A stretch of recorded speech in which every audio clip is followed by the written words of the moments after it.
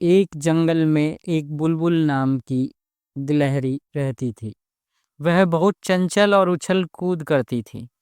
कई बार जंगल के जानवर उसे समझाते कि इतना उछल कूद करना और शरारत करना ठीक नहीं है, लेकिन वह नहीं मानती।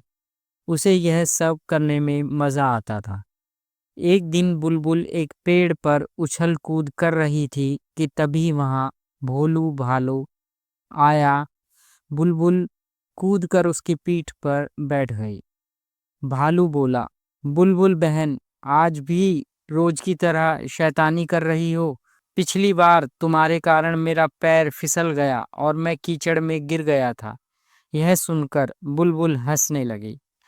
बुलबुल बोली, माफ करना बोलू भाई, तुम्हें देखकर तुम्हें छेड़ने का मन करता है, लेकिन मैं वादा करती हूँ आज तुम्हारे साथ कोई शरारत नहीं करूंगी। भोलू एक पेड़ के नीचे लेटकर आराम करने लगा।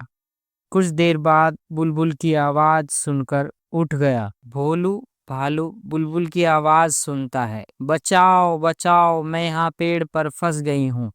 भोलू वहां पहुंचता है तो देखता है कि बुलबुल अपनी पूंछ के सहारे लटकी हुई है और कभी भी गिर सकती है। वह दौड़ कर जाता है और सभी जानवरों को बुला लाता है। बुलबुल बोली, भाइयों, मुझे बचा लो, मैं पेड़ पर चढ़ रही थी कि तभी दो टहनियों के बीच मेरी पूंछ फंस गई। कुछ देर बाद जिराफ वहां पहुंचता है। वह गिलहरी को पेड़ से छुड़ाकर नीचे रख देता है। बुलबुल सबका धन्यवाद करती है। भोलू बालू बोलता है, देखा शरारत करने का नतीजा। वादा करो कि आगे से कभी शरारत नहीं करोगे। बुलबुल वादा कर लेती है।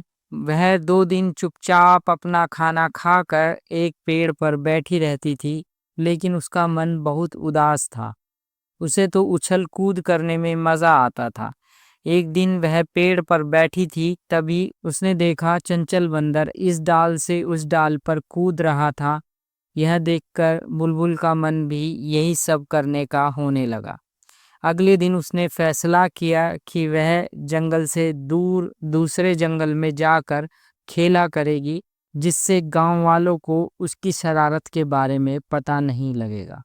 सुबह होते ही वह सबसे बचती बचाती दूसरे जंगल में पहुंच गई और वहां पहुंचते ही उसे एक बड़ा सा तालाब दिखाई दिया।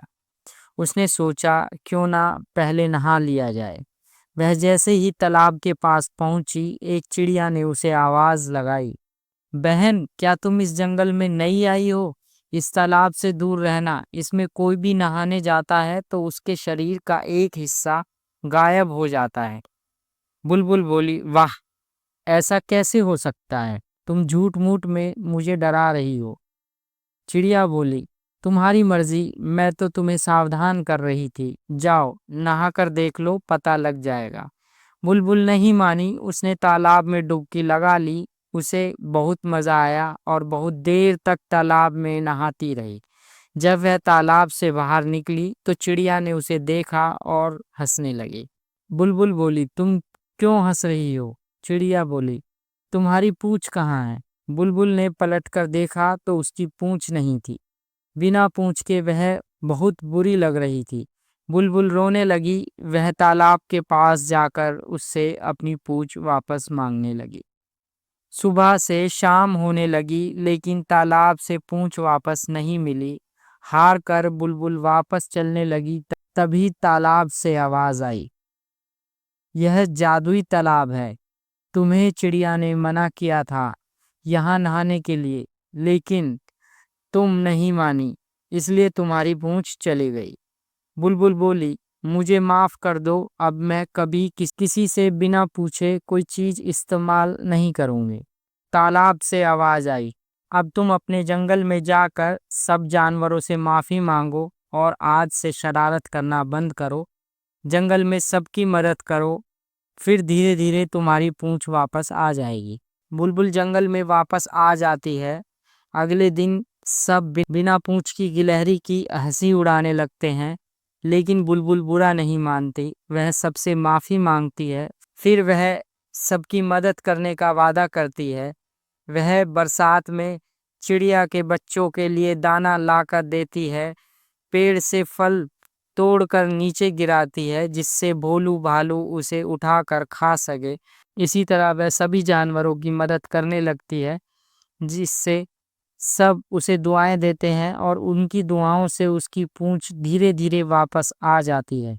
यह देखकर गिलहरी बहुत खुश हो जाती है।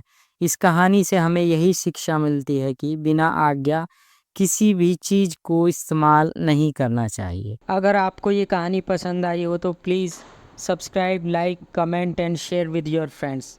Thank you.